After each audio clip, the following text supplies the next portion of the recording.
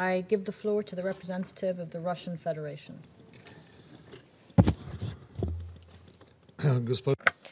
Madam President, today's meeting is another attempt by the Kiev authorities to kindle artificial hysteria about what is taking place in Ukraine.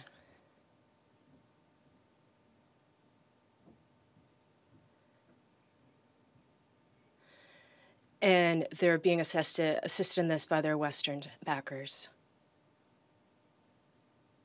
The speaker is asking if there is interpretation.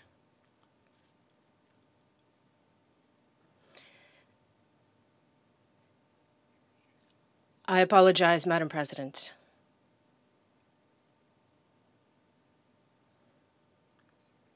Today's meeting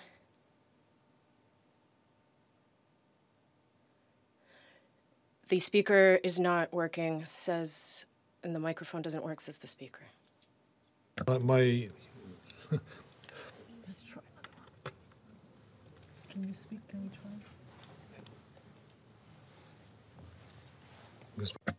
Madam President. Madam President. Today's meeting is another attempt by Kiev authorities to kindle artificial hysteria around what is happening in Ukraine. And they're being assisted in this by their Western backers. Today, we have once again heard lies about how Russian troops attacked the Zaporizhia nuclear power plant.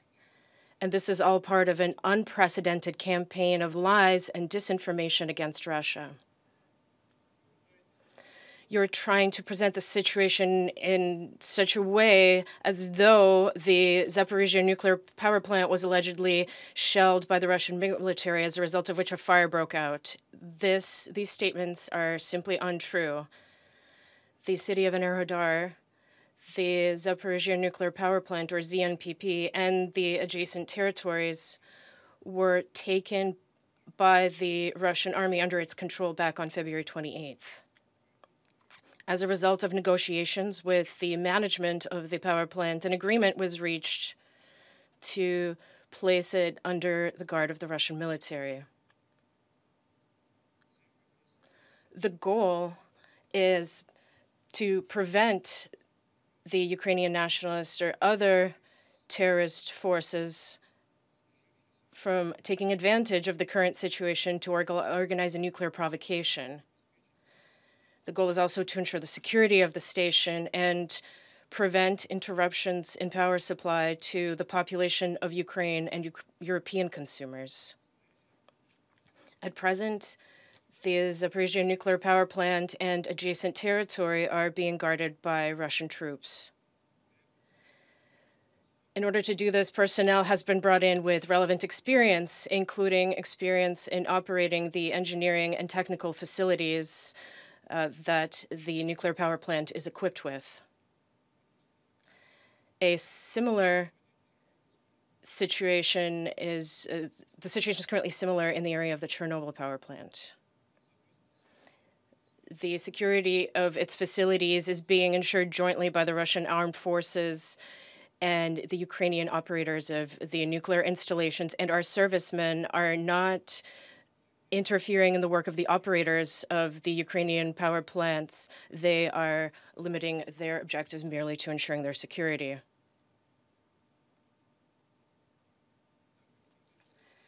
As we were informed by the Russian Ministry of Defense, on the night of March 4th, while patrolling the protected area, but not the area of the Zaporizhia nuclear power plant itself, rather the adjacent territory, a Russian mobile patrol was attacked by a Ukrainian sabotage group.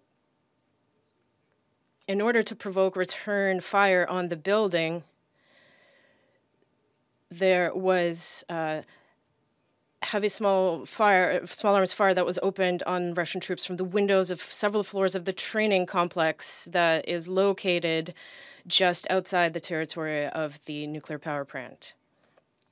The Russian patrol returned fire on the firing points of the Ukrainian saboteurs in the building of the training complex and suppressed their fire. As they were leaving, the Ukrainian sabotage group set fire to the training facility. Let me emphasize once again that this building is not located on the territory of the Zaporizhzhia nuclear power plant. The fire brigades that arrived were able to extinguish the fire on the premises. At the time of this provocation, none of the regular employees of the Zaporizhzhia nuclear power plant were present in the training building. At present, the personnel of the Zaporizhzhia nuclear power plant, which was not injured,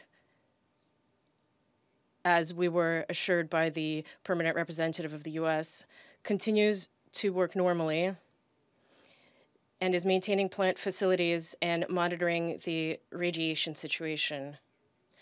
The background radiation levels in the area of the nuclear power plant are normal. All the nuclear power plant facilities are under the control of the Russian military. Their security has been fully ensured, and the station continues to function normally in accordance with technological requirements. The power units of the Zaporizhzhia nuclear power plant were not damaged. Their condition is as follows. The first has been disconnected for repair. The second and third have been temporarily disconnected by the decision of the station's management. The fourth is operating at 690 megawatts, and the fifth and sixth are being cooled. According to the assessments of IAEA leadership, which were set out in the press statement dated March 4th, the operation of the nuclear power plant continues normally. Nothing threatens the safety of the 6 power units. The radiation monitoring systems at the station are fully operational, and there is no threat of a release of radioactive material. I would like to remind you that in 2014, Ukrainian nationalists already tried to destabilize the situation at the Zaporizhzhia nuclear power plant and in the city of Enerhodar. Western states ignored this egregious case back then, and it could have potentially led to disaster. And at the time, we drew attention to this serious incident. Now, when the Russian military is doing everything to ensure the safety and security of Ukrainian nuclear facilities, a massive anti-Russian propaganda campaign is unfolding based on absurd allegations that Russia is allegedly trying to create a source of radioactive contamination. And I urge you to think, what would be the point of us doing this?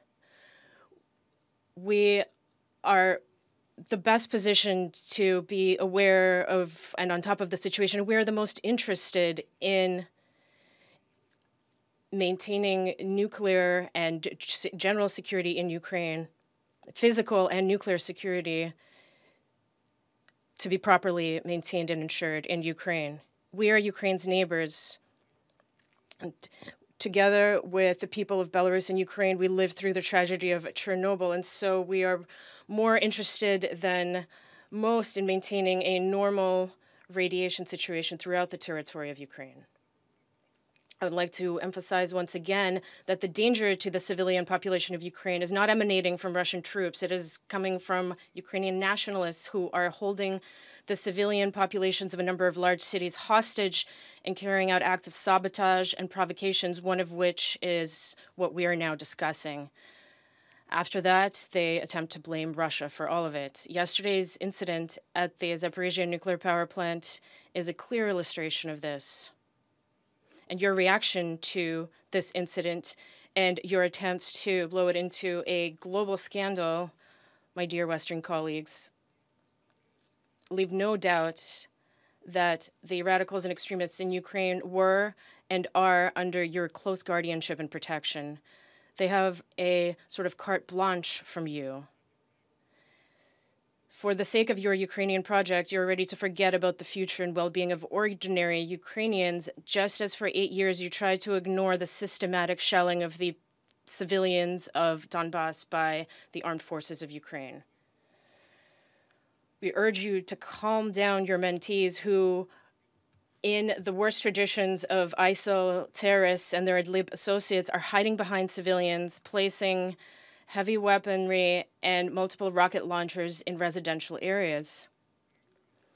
In Mariupol, nationalists have detained 60 citizens who were on their way to the humanitarian corridor that was established and forcibly transported them to the 34th local school, which has been mined. Now these terrorists are using civilians as a human shield and blackmailing the advancing forces of the Donetsk People's Republic with their readiness to blow up a school full of hostages.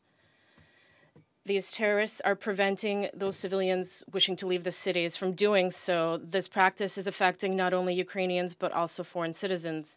The number of foreign nationals who are being forcibly held by Ukrainian nationalists is shocking.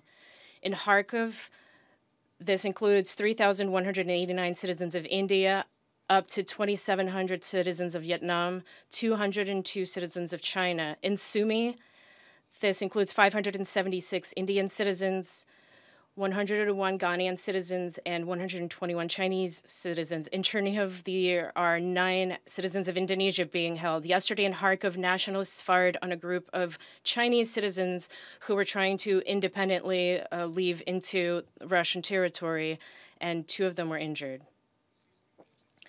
The Russian military is doing everything to ensure the peaceful evacuation of foreign nationals. Thus, in the Belgorod region at the Nekhotievska and Sudza checkpoints, as of 6 a.m. today, 130 comfortable buses were standing ready in order to leave for Kharkiv and Sumy to rescue Indian students and other foreign citizens. Checkpoints have been equipped with temporary accommodations, rest facilities, and hot meals. Mobile medical stations have been deployed with stocks of medications. The evacuees will be later transported to Belgorod and subsequently brought home by air. I would like to draw your attention to another egregious episode regarding which we would like to hear clarification from the Secretariat's rapporteur. The Telegram channel of the so-called Territorial Defense of Kramatorsk published a message about the requisitioning of cars of UN mission personnel. And if the Secretariat is not aware of this, we are ready to provide the relevant materials. And that message states, and I quote, "Sorry, but the goal justifies the means. We have requisitioned UN vehicles as we need them now." End of quote. According to the nationalists, and I quote again, there is full understanding on the part of the UN. There were no official statements or protests from the UN, end of quote. We're extremely concerned that UN mission vehicles could end up in the hands of, or could have already ended up in the hands of terrorists and be used for terrorist purposes. If the Secretariat is really aware of this situation, as the nationalists claim, then we would like to receive an explanation of why the UN did not inform member states of this. Thank you. I thank the representative of the Russian Federation for their statement, and I now